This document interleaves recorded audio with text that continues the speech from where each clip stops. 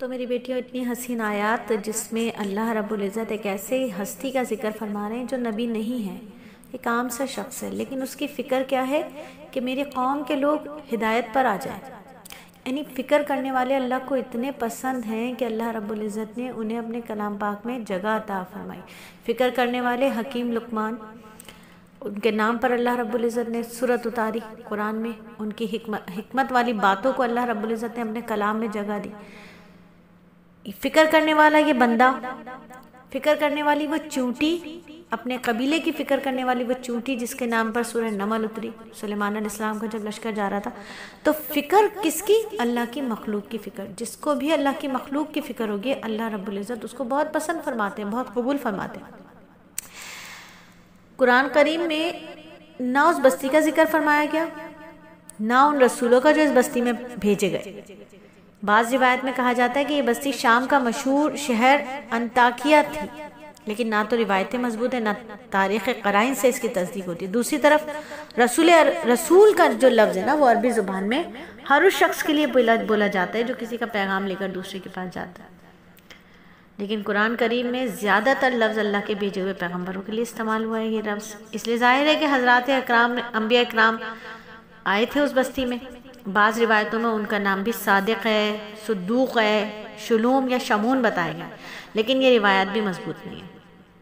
اور بعض مفسرین کا یہ خیال ہے کہ یہ جو دو انبیاء تھے یہ حضرت انبیاء نہیں تھے، بلکہ حضرت عیسیٰ علیہ السلام کے شاگرد تھے، جنہیں حضرت عیسیٰ علیہ السلام نے ہی اس بستی میں تبلیغ کے لیے بھیجا تھا۔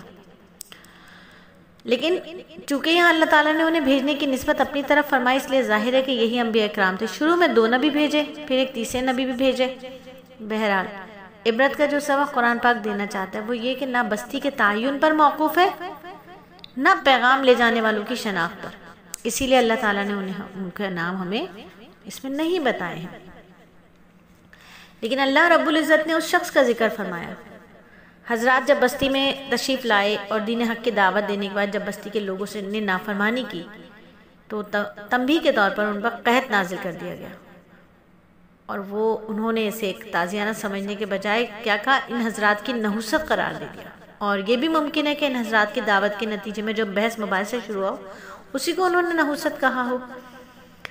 بہرحال جنت میں داخلہ ہوا۔ ایک جو تیسرے شخص کا یہاں پر ذکر ہے، چوتھے شخص کا، روایات میں اس کا نام حبیب نجار بتایا گیا ہے۔ نجار مانے بڑھئی، لکڑی کا کام کرنے والا۔ یہ پیشے کے لحاظ سے بڑھئی تھا، اور ان رسولوں کی دعوت پہلے ہی اس نے قبول کر لی تھی، یہ ایمان لا چکا تھا، اور ایک شہر کے سرے پر کہیں تنہا رہ کر عبادت میں لگے رہتے تھے۔ جب انہیں پتہ چلا کہ ان کے قوم کے لوگ ان رسولوں کو تکلیف پہنچانے کے لیے درپے ہو گئے، تو یہ حبیب نجار جو تھے یہ بڑی تیزی کے ساتھ جلدی سے وہاں پہنچے، اور بڑے مؤثر انداز میں انہوں نے اپنے قوم کو، لوگوں کو سمجھانے کی کوشش کی، لیکن سنگ دل قوم تھی۔ ان کے خیر خواہانہ تقریر جو تھی اس کے جواب میں انہوں نے اس کو لاتے مارے، حبیب نجار کو گھوسے مارے اور پتھر مار کر شہید کر دیا۔ اب یہ شخص جو ہیں جب جنت میں پہنچے اللہ کے کرم سے، تو جنت کی نعمتیں انہوں نے دیکھی، تو وہ وہاں پر کہتے ہیں کہ کاش یہ مقام جنت اور یہ دوسری جنت کی نعمتیں میری قوم دیکھ لیتی، اور کاش میری قوم کو پتہ چل جائے کہ وہ کتنی نعمتوں سے مجھے سرفراز کیا گیا ہے، شاید ان کی آنکھیں کھل جاتی۔ یعنی انہیں جنت پہنچ کر بھی اپنے قوم کی فکر تھی، تو اللہ رب العزت نے ان کی اس فکر کو اتنا پسند فرمایا کہ اپنے کلام پاک میں ان کا ذکر فرمایا۔ تو مفسرین فرماتے ہیں یہ جو دعوت والا کام ہے نا، علماء فرماتے ہیں یہ جو دعوت والا کام ہے یہ کوئی چھوٹا کام نہیں ہے، یہ وہ کام ہے جو اللہ کے یہاں بہت قبول اور مقبول ہے۔ یہ وہ کام ہے جو ہمیں اللہ کے یہاں قبول کروا دیتا ہے، ہم کچھ بھی نہیں۔ وہ کیا کہتے ہیں بزرگ فرماتے ہیں نا، میں کچھ نہیں، میرا کچھ نہیں، سب کچھ اللہ کا، سب کچھ اللہ سے۔ تو یہ دعوت کا کام ہے میری بہنوں، اس کو بھولنا نہیں ہے، اپنے مقصد کو، دنیا میں آنے کے اس مقصد کو نہیں بھولنا۔ اور ہمارا دنیا میں آنے کا جو مقصد ہے یہی ہے کہ اللہ سے روٹھو وہ کو اللہ سے ملانا ہے، اللہ سے روٹھو وہ کو اللہ سے ملانا ہے۔ جو دنیا میں گم ہو گئے انہیں اللہ سے ملانا ہے۔ تبلیغ کا کام کیا ہے؟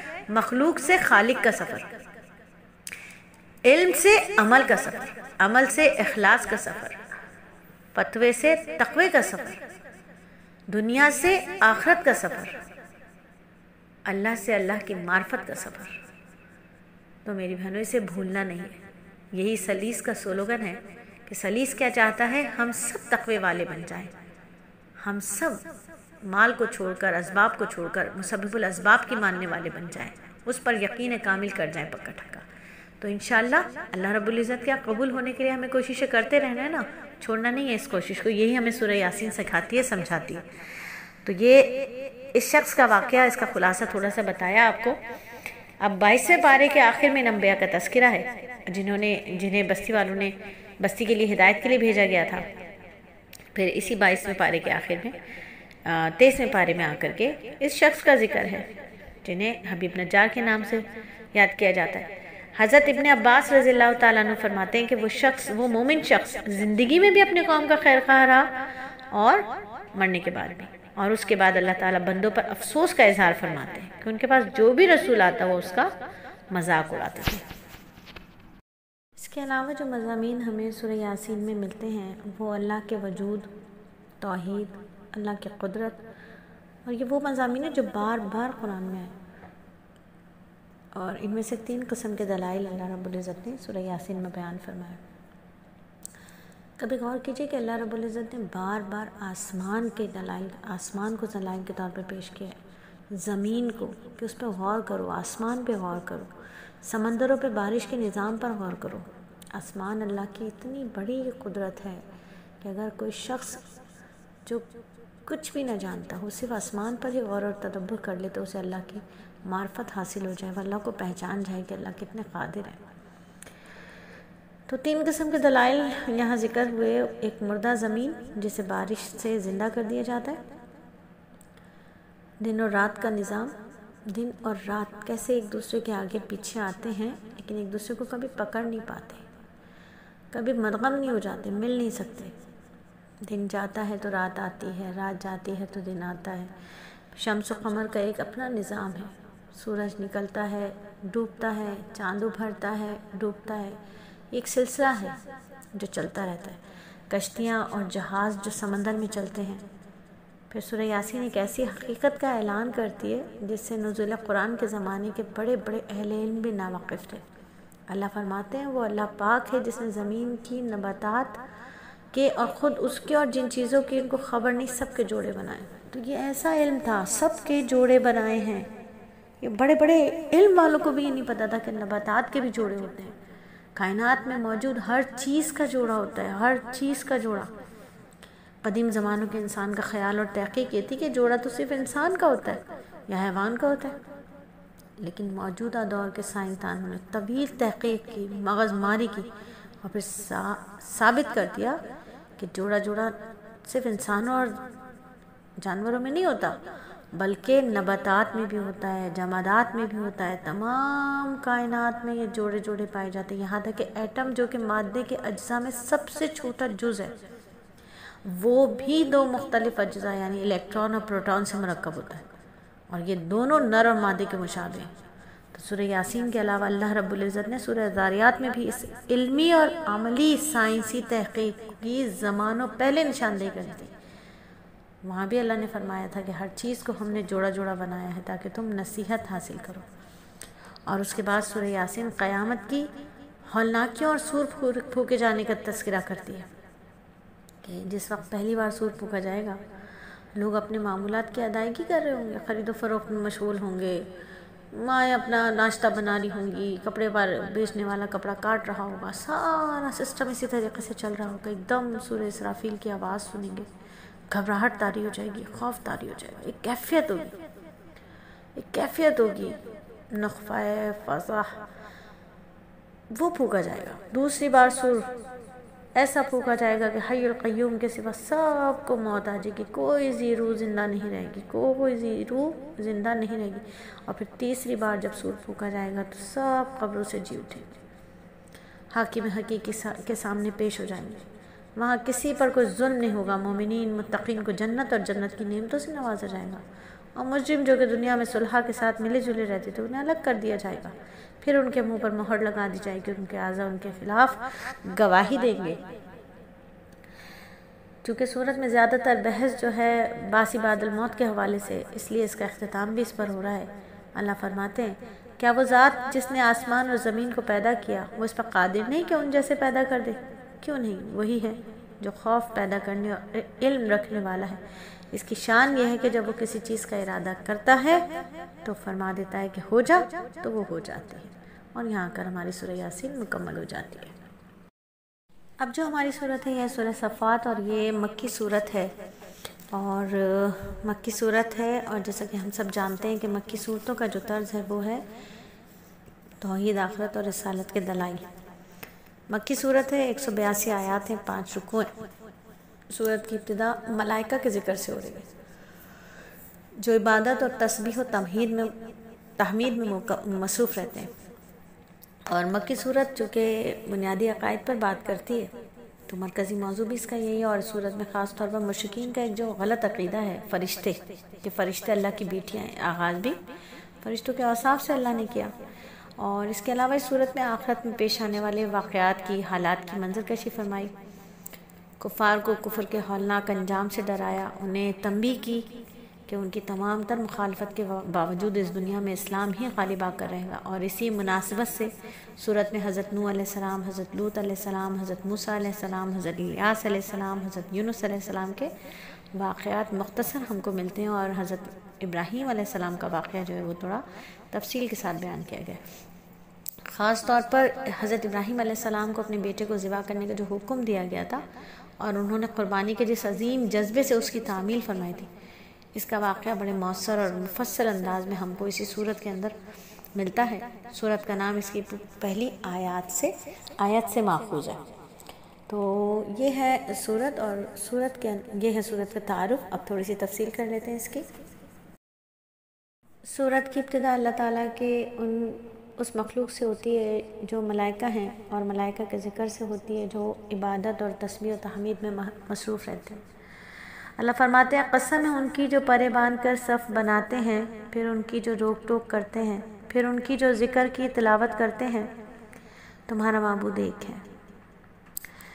اللہ تعالیٰ کو اپنی بات کے لیے قسم کی تصدیق قسم کھانے کی ضرورت نہیں ہے، لیکن قرآن کریم میں اللہ تعالیٰ نے مختلف چیزوں کی جو قسمیں کھائی ہیں، تو اول تو عربی زبان کی فصاحت اور بلاغت کا ایک اسلوب ہے جس سے کلام میں ذرا زور اور تاثیر پیدا ہوتی ہے، اور اکثر مفسرین کے مطابق اس سے مراد وہ فرشتے ہیں جو اللہ کی عبادت کے وقت یا اللہ تعالیٰ کا حکم سننے کے لیے صفیں باندھ لیتے ہیں، لیکن الفاظ میں فرشتوں کا نام نہیں لیا گیا، شاید اس وجہ سے کہ اس سے یہ ہدایت مقصود ہے کہ کسی اجتماعی کام کے وقت اللہ کا لوگوں کا ایک غیر منظم بھیڑ کی شکل میں جمع ہونا اللہ تعالیٰ کو پسند نہیں ہے، بلکہ ایسے موقع پر صف اور قطار بنا کر نظم و ضبط کا مظاہرہ اللہ کو پسند ہے۔ اسی لیے نماز میں بھی صف بندی کی بڑی تاکید کی گئی ہے، جہاد کے وقت بھی صف بنانے کا اہتمام ہے، اور یعنی وہ فرشتے جو شیطان کو عالم بالا میں داخل ہونے اور شرارت سے روکتے ہیں، کون ہے وہ؟ پھر ان کی جو روک ٹوک کرتے ہیں، وہ فرشتے جو شیاطین کو عالم بالا میں داخل ہونے اور شرارت کرنے سے روکتے ہیں۔ یہ تینوں صفتیں جو ہیں فرشتوں کی، ان میں بندگی کی تمام صورتیں جمع ہیں۔ صف باندھ کر اللہ کی عبادت کرنا، طاغوتی طاقتوں پر روک ٹوک کرنا، اللہ تعالیٰ کا کلام، اللہ تعالیٰ کے کلام کی تلاوت اور ذکر میں مشغول رہنا، اور قسم کھا کر فرمایا کہ معبود برحق صرف اور صرف کون ہے؟ اللہ تعالیٰ۔ فرشتوں کے اوصاف کی اللہ نے قسمیں اٹھائی ہیں، دوسری صورتوں میں بھی بارہا اللہ رب العزت نے فرشتوں کے اوصاف کی قسمیں اٹھائی ہیں۔ اگر فرشتوں کے حالات پر ہم غور کریں تو یہ سب کے سب اللہ کی بندگی میں لگے رہتے ہیں، تو اللہ تعالیٰ سے ان کا رشتہ باپ بیٹی کا نہیں ہے، بلکہ عابد اور معبود کا ہے، عابد اور معبود کا ذکر ہے، رشتہ ہے ان سے۔ پھر اس صورت میں اللہ رب العزت نے باسی بعد الموت، حساب و جزا کے مسئلے سے بحث کرتی ہے صورت۔ یہ صورت بتاتی ہے کہ مرنے کے بعد دوبارہ زندہ ہوں گے۔ منافقین اور مشرکین کا ایک عجیب المیہ ہے، ان کا موقف یہ بڑا عجیب ہے کہ وہ نہ صرف عقیدے کا مذاق اڑاتے، اور ان کو یہ بات ہی نہیں سمجھ آتی کہ کس طرح سے ہڈیاں چورا چورا ہونے کے بعد، خاک میں مل جانے کے بعد انسان دوبارہ زندہ ہوگا۔ اللہ فرماتے ہیں یہ کام اتنا مشکل بلکہ ناممکن تمہیں محسوس ہوتا ہے، وہ کام اللہ کے لیے کچھ بھی مشکل نہیں۔ جب اسرافیل تیسری بار سور پھونکیں گے تو یہ سب اپنی قبروں سے نکل کر کھڑے ہو جائیں گے۔ جب اسرافیل تیسری بار سور پھونکیں گے تو یہ سب کے سب اللہ کے سامنے صف باندھ کر کھڑے ہو جائیں گے۔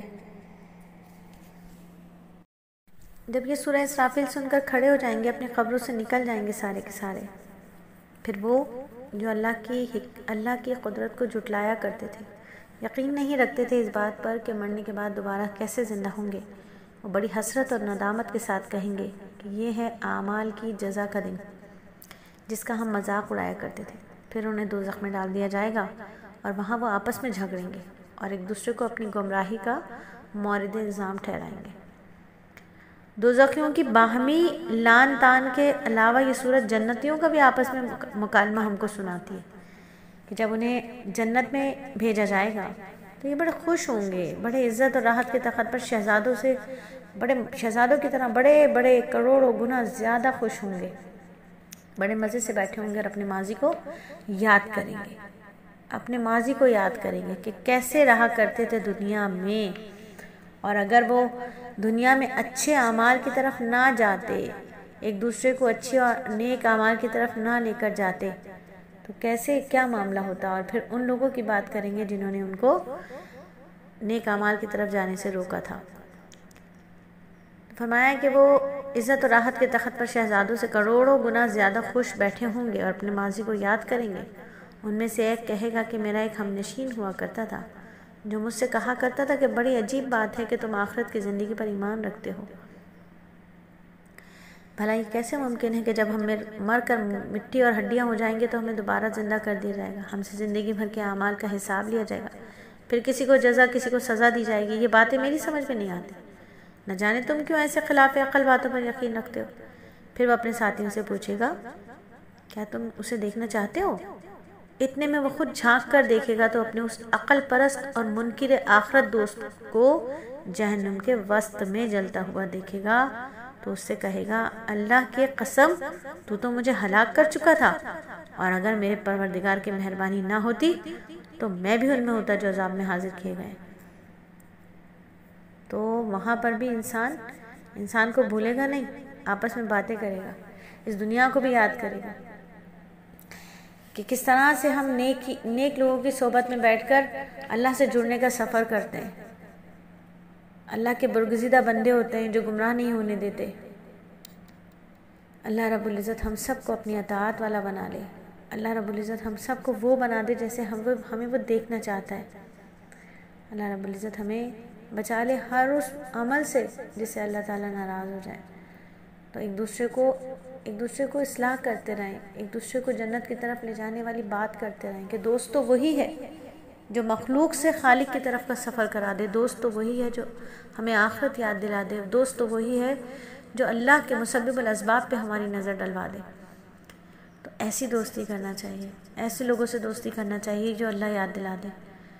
مومن تو وہی ہیں جنہیں دیکھ کر اب یاد آ جاتا ہے، تو خود بھی مومن بنے اور اپنے دوستی بھی مومنات سے ہی کریں، ایسی نہیں جو دنیا میں لگا دیں آپ کو اور مجھ کو، ایسی نہیں جو دنیا کی ہی باتیں کرتی رہیں ہر وقت، ایسی دوستیں اچھی نہیں ہوتی۔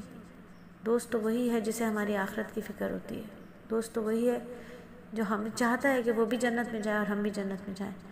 تو دعا کیجیے کہ اللہ رب العزت مجھے اور آپ کو ہر وقت اپنی عبادت میں محو کر کے رکھے، ہمیں خیر کے کاموں میں اتنا مصروف کر دے کہ شر ہماری طرف دیکھ بھی نہ پائے، ہم شر کی طرف دیکھ بھی نہ پائے، آمین ثم آمین۔ اور پھر یہ صورت بعض انبیاء کرام کے قصص سے بھی بحث کرتی ہے،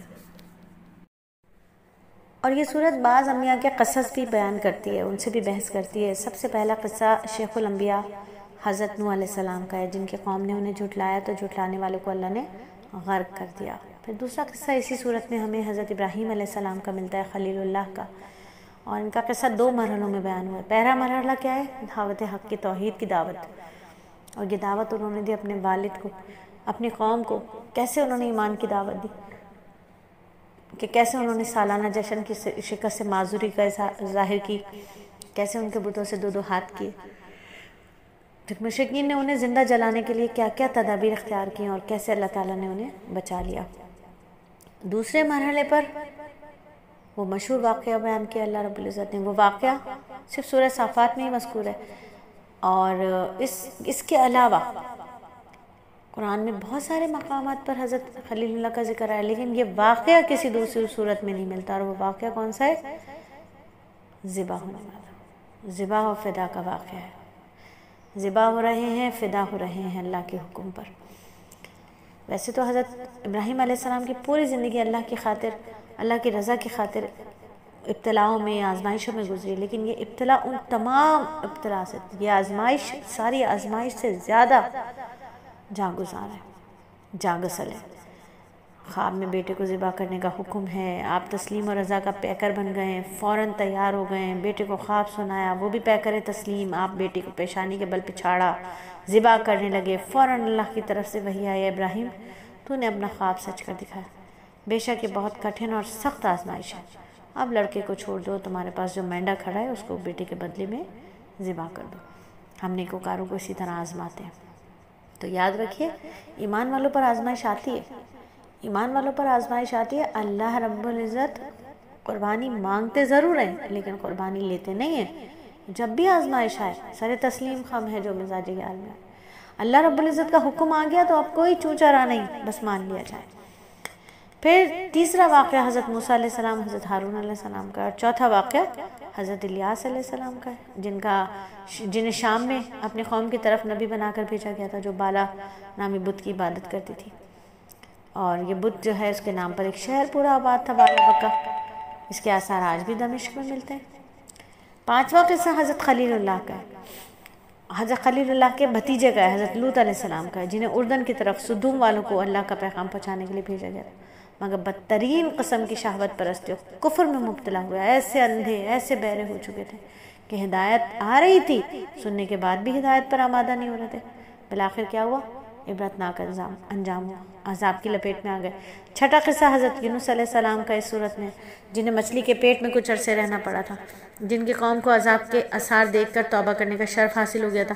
تو انبیاء کے ان قصص کے اختتام پر ارشاد ہوتا ہے کہ اپنے پیغام پہنچانے والے بندوں سے ہمارا وعدہ ہو چکا ہے، وہی غالب اور منصور ہیں، اور ہمارا لشکر غالب آ کر رہے گا۔ اور سورت کے آخر میں ماننے والوں کو جو ہے حکم دیا گیا کہ وہ اللہ کی تسبیح اور اللہ کی حمد کو بیان کرتے رہیں۔ تو پھر کیوں نہ بیان کیا جائے تسبیح؟ سبحان اللہ و بحمدہ، سبحان اللہ عظیم۔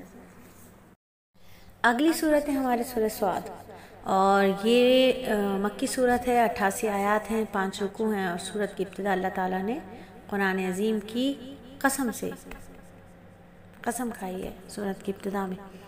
صورت کا جو نزول ہے وہ ایک خاص واقعہ ہے جو معتبر روایات میں بیان کیا گیا ہے۔ نبی صلی اللہ علیہ وآلہ وسلم کے جو چچا تھے حضرت ابو طالب، اگرچہ کہ وہ آپ سے پر ایمان نہیں لائے تھے، لیکن اپنی رشتہ داری کا حق نبھانے کے لیے وہ آپ کی بہت مدد کیا کرتے تھے۔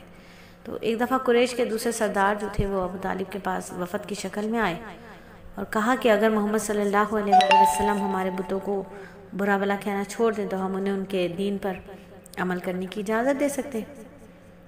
نبی صلی اللہ علیہ وآلہ وسلم ان کے بتوں کو اس کے سوا کچھ بھی نہیں کہتے تھے، کچھ بھی نہیں کہتے تھے اس کے سوا کہ بھئی یہ جو بت ہیں یہ کوئی نفع یا نقصان پہنچانے کی طاقت نہیں رکھتے اور ان کو خدا ماننا گمراہی ہے، بس آپ تو یہی بات کہتے تھے۔ وہ کہتے تھے ہمارے بتوں کو برا بھلا نہ کرو، وہ اس میں کوئی بری بات تو نہیں تھی لیکن یہ حق بات تھی۔ تو نبی صلی اللہ علیہ وآلہ وسلم کے چچا کے پاس آ کر انہوں نے یہ بات کی۔ اب نبی صلی اللہ علیہ وآلہ وسلم کے چچا حضرت ابو طالب نے ان کو مجلس میں بلایا اور ان کے سامنے تجویز رکھی، میں ان کے بتوں کو برا بھلا نہ کہو۔ آپ نے ابو طالب سے فرمایا کہ چچا جان، کیا میں انہیں اس چیز کی دعوت نہ دوں جس میں ان کی بہتری ہے؟ ابو طالب نے پوچھا وہ کیا چیز ہے؟ آپ نے فرمایا کہ میں ان سے ایک ایسا کلمہ کہلانا چاہتا ہوں جس کے ذریعے سارا عرب ان کے آگے سر جھکا دے گا اور پورے عجم کے وہ مالک ہو جائیں گے۔ اور اس کے بعد آپ نے توحید کا کلمہ پڑھا۔ یہ سن کر تمام لوگ جو تھے کپڑے جھاڑ کر اٹھ کھڑے ہوئے، کہنے لگے کہ کیا ہم سارے معبودوں کو چھوڑ کر ایک کو اختیار کر لیں؟ یہ تو بڑی عجیب بات ہے۔ تو اس موقع پر سورہ سعد کی آیات نازل ہوئی، اور اس کے علاوہ اس صورت میں بھی مختلف پیغمبروں کا ذکر ہے، جس میں حضرت داؤد علیہ السلام، حضرت سلیمان علیہ السلام کے واقعات جو ہیں وہ بطور خاص ذکر کیے گئے ہیں۔ سورت کی ابتدا قرآن کریم کے معجزے پر اللہ قرآن کی قسم اٹھاتے ہیں کہ قسم ہے نصیحت بھرے قرآن کی، حروف مقطعات سے سورت کا آغاز۔ اور جیسا کہ ہم سب جانتے ہیں کہ حروف مقطعات وہ حرف ہیں جن کے معنی اور مطلب اللہ رب العزت جانتے ہیں۔ اس کی کیا حکمتیں ہیں یہ انشاءاللہ جب ہم مفصل تفسیر قرآن پڑھیں گے تو انشاءاللہ اس میں بیان کریں گے۔ تو قسم ہے نصیحت بھرے قرآن کی کہ جن لوگوں نے کفر اپنا لیا اور کسی اور وجہ سے نہیں بلکہ اس لیے اپنایا کہ وہ بڑائی کے گھمنڈ اور ہٹ دھرمی میں مبتلا ہے۔ اور ان سے پہلے ہم نے کتنی قوموں کو ہلاک کیا تو انہوں نے اس وقت آوازیں دی جب چھٹکارے کا وقت رہا ہی نہیں تھا۔ اور حماقت، تکبر، جہالت میں مبتلا لوگ، انہیں اس پر تعجب ہوتا تھا کہ انہیں ڈرانے کے لیے انہی میں سے ایک نبی بن کر آ گیا انسان، اور یہ کہ ہم نے تو مختلف شعبوں کے لیے مختلف خدا تجویز کر رکھے ہیں، بلکہ اس نبی کا خیال ہے کہ تمام انسانوں اور موت و زندگی کا سارا نظام صرف ایک اللہ ہی کے لیے، اللہ ہی کافی ہے اس سارے کام کے لیے۔ تو کفار قریش کے احمقانہ اور جاہلانہ سوچ کے بعد سورت جو ہے وہ سابقہ متکبرین، سابقہ جو ہیں، پرانی امتیں جو ہیں، ان کے جو تکبر کرنے والے لوگ تھے اور مشرکین تھے، ان کا انجام بتاتی ہے، جو تکذیب اور سرکشی کی وجہ سے عذاب الہی کے مستحق ٹھہرے تھے۔ گزشتہ قوموں کا انجام بتاتے ہوئے نبی صلی اللہ علیہ وآلہ وسلم کو ایک طرف صبر کی تلقین ہے اور دوسری طرف حضرت داؤد علیہ السلام کو یاد کرنے کا حکم دیا۔ داؤد علیہ السلام کون؟ جنہیں اللہ تعالیٰ نے ظاہری، باطنی، دینی، دنیاوی قوت سے نوازا تھا۔ وہ ایک دن روزے رکھتے، ایک دن افطار کرتے تھے، آدھی رات سوتے تھے، آدھی رات عبادت کرتے تھے، وسیع سلطنت کے بادشاہ بھی تھے، جلیل القدر نبی بھی تھے۔ انہیں اللہ رب العزت نے ذکر کرنے والا دل، شکر کرنے والی زبان اور سحرداری کر دینے والی آواز عطا کی تھی۔ جب وہ زبور کی تلاوت کرتے تو پرندے فضا میں رک جاتے تھے، جب وہ حمد باری تعالیٰ میں رطب اللسان ہوتے تو پہاڑ بھی مصروف حمد ہو جاتے تھے۔ حضرت داؤد علیہ السلام کے ساتھ ساتھ ان کے بیٹے حضرت سلیمان علیہ السلام کا بھی ذکر خیر کیا گیا۔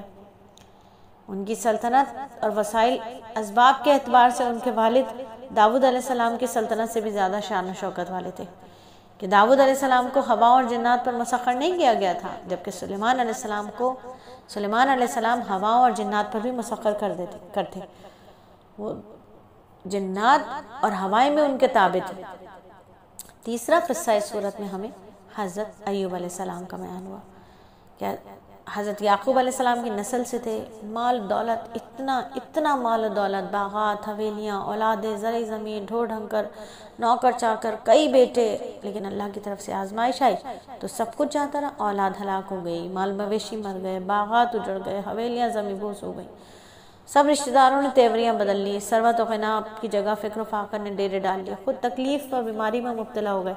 بعض تفاسیر میں یہ ان کی جو یہ مشکلات کا زمانہ یہ 18 سال تک بتایا گیا ہے، مگر حضرت ایوب علیہ السلام نے اپنی روش نہیں بدلی، صبر اور شکر کا دامن ہاتھ سے نہیں چھوڑا، بالآخر آزمائش کا دور ختم ہوا، اللہ نے پہلے سے زیادہ ان کو نوازا، یعنی شکر کرنے سے بھی نعمت بڑھتی ہے اور صبر کے بعد بھی بہت زیادہ اللہ نعمت عطا فرماتے ہیں۔ تو صبر اور شکر دونوں مقام آزمائش کے ہیں، جب مشکل آئے تو آزمائش ہے صبر کی، جب مال آئے تو آزمائش ہے شکر کی۔ تو اللہ رب العزت ہمیں صبر و شکر کے حالات میں رکھے، اللہ رب العزت ہمیں شکر والے حالات میں رکھے کہ شکر نعمت کے بعد آتا ہے اور صبر مصیبت کے بعد آتی ہے۔ تو اللہ رب العزت ہمیں مصیبتوں سے بچائے اور شکر کے حالات میں رکھے، اللہ رب العزت ہمیں اپنے شکر گزار بندوں میں شامل فرما لے، آمین ثم آمین۔ اور اس کے بعد جو یہ صورت حضرت ایوب علیہ السلام کے ذکر کے بعد اور بھی بہت سارے انبیاء کا ذکر کرتی ہے۔ حضرت ایوب علیہ السلام کے علاوہ اس صورت میں ہمیں حضرت ابراہیم علیہ السلام، حضرت اسحاق علیہ السلام، حضرت یعقوب علیہ السلام، حضرت اسماعیل علیہ السلام، حضرت یسع علیہ السلام، حضرت ذوالکفل علیہ السلام، ان کا بھی اجمالی ذکر ملتا ہے۔ اللہ تعالیٰ کی طرف سے ان سب کی تعریف بیان ہوئی ہے، اور آخر میں حضرت آدم علیہ السلام کا قصہ ابلیس کے ساتھ قدر تفصیل کے ساتھ ہے۔ تو سورت کے اختتام پر جو ہے اللہ تعالیٰ نے اپنے نبی کو حکم دیا تھا کہ آپ اپنی دعوت کی حقیقت اور مقصد کو بیان فرما دیجئے۔ تو حضرت آدم علیہ السلام کا قصہ جو ہے وہ اس صورت میں تھوڑا تفصیل کے ساتھ ملتا ہے۔ تو اللہ رب العزت فرماتے ہیں آیت نمبر 71 میں کہ یاد کرو جب تمہارے پروردگار نے فرشتوں سے کہا کہ میں گارے سے ایک انسان پیدا کرنے والا ہوں، چنانچہ جب میں اسے پوری طرح بناؤں اور اس میں اپنی روح پھونک دوں تو تم اس کے آگے سجدے میں گر جانا۔ پھر ہوا یہ کہ سارے کے سارے فرشتوں نے تو سجدہ کیا، البتہ ابلیس نے نہ کیا، اس نے تکبر سے کام لیا اور کافروں میں شامل ہو گیا۔ اللہ نے کہا ابلیس جس کو میں نے اپنے ہاتھوں سے پیدا کیا اس کو سجدہ کرنے سے تجھے کس چیز نے روکا؟ کیا تو نے تکبر سے کام لیا ہے یا تو کوئی بہت اونچی ہستیوں میں سے ہے؟ کہنے لگا میں اس آدم سے بہتر ہوں، تو نے مجھے آگ سے پیدا کیا اور اس کو گارے سے پیدا کیا۔ اللہ نے فرمایا اچھا تو نکل جائے یہاں سے کیونکہ تو مردود ہے، اور یقین جان قیامت کے دن تک تجھ پر میری پھٹکار رہے گی۔ اس نے کہا میرے پروردگار پھر تو مجھے اس دن تک کے لیے جینے کی مہلت دے دے جس دن لوگوں کو دوبارہ زندہ کیا جائے گا۔ اللہ نے فرمایا چل تجھے ان لوگوں میں شامل کر لیا گیا جنہیں مہلت دی جائے گی، لیکن ایک متعین وقت تک۔ کہنے لگا بس تو میں تیری عزت کی قسم کھا کر کہتا ہوں کہ میں سب کو بہکاؤں گا سوائے تیرے برگزیدہ بندوں کے۔ اللہ نے فرمایا تو پھر سچی بات یہ ہے کہ میں سچی بات ہی کرتا ہوں کہ میں تجھ سے اور ان سب سے جو اس میں تیرے پیچھے چلیں گے جہنم کو بھر دوں گا۔ پھر آگے فرمایا اے پیغمبر لوگوں سے کہہ دو کہ میں تم سے اس اسلام کی دعوت پر کوئی اجرت نہیں مانگتا، نہ میں بناوٹی لوگوں میں سے ہوں، یہ تو دنیا اور جہان کے لوگوں کے لیے بس ایک نصیحت ہے، اور تھوڑے سے وقت کے بعد تمہیں ان کا حال معلوم ہو جائے گا۔ تو یہ آخری آیات تھی سورہ صاد کی، اور الحمدللہ یہ ہماری صورت مکمل ہوئی۔ اللہ رب العزت ہماری اس چھوٹی سی کاوش کو اپنی بارگاہ رحمت میں شرف قبولیت عطا فرمائے، اور باقی صورتوں کو بھی اپنی رضا کے مطابق تکمیل کی توفیق بخشے، آمین ثم آمین۔ اور اب ہے ہماری سورہ زمر۔ یہ مکی صورت ہے اور اس میں 75 آیات ہیں، 8 رکوع ہیں، اور صورت کا اصل موضوع اور محور جو ہے وہ عقیدہ توحید ہے، کیونکہ اللہ کی وحدانیت کا اعتقاد ہی اصل ایمان ہے۔ یہ صورت مکی زندگی کے ابتدائی دور میں نازل ہوئی، اور اس میں مشرکین مکہ کے مختلف باطل عقیدوں کی تردید فرمائی گئی۔ یہ مشرکین مانتے تھے کہ کائنات کا خالق اللہ تعالیٰ ہے، لیکن انہوں نے مختلف دیوتا بھی گڑھ رکھے تھے، اور یہ بھی مانا ہوا تھا کہ ان کی عبادت کرنے سے وہ خوش ہوں گے، اور یہ اللہ تعالیٰ کے پاس ہمارے سفارشی بن جائیں گے، اور بعض نے فرشتوں کو اللہ تعالیٰ کی بیٹیاں قرار دیا ہوا تھا۔ اس صورت میں تمام عقائد کی تردید کی، توحید کی دعوت دی۔ یہ وہ دور ہے جب مسلمانوں کو مشرکین کے ہاتھوں بدترین اذیتوں کا سامنا کرنا پڑ رہا تھا، اس لیے اس صورت میں مسلمانوں کو اجازت دے دی کہ وہ کسی ایسے خطے کی طرف ہجرت کر جائیں جہاں وہ اطمینان سے اللہ کی عبادت کر سکیں، اور کافروں کو تنبیہ کی گئی کہ انہوں نے اپنی یہ نافرمانی والی روش نہیں چھوڑی تو انہیں بدترین سزا کا سامنا کرنا پڑے گا۔ اور صورت کے آخر میں نقشہ کھینچا گیا کہ آخرت میں کافر کس طرح گروہوں کی شکل میں دوزخ تک لے جائے جائیں گے، اور مسلمانوں کو کس طرح گروہوں کی شکل میں جنت کی طرف لے جایا جائے گا۔ تو گروہوں کے لیے عربی کا جو لفظ ہے وہ ہے زمر، وہ استعمال کیا گیا، اور وہی صورت کا نام ہے۔ صورت کی ابتدا خاتم الانبیاء صلی اللہ علیہ وآلہ وسلم کے عظیم معجزے قرآن کے تذکرے سے ہوتی ہے۔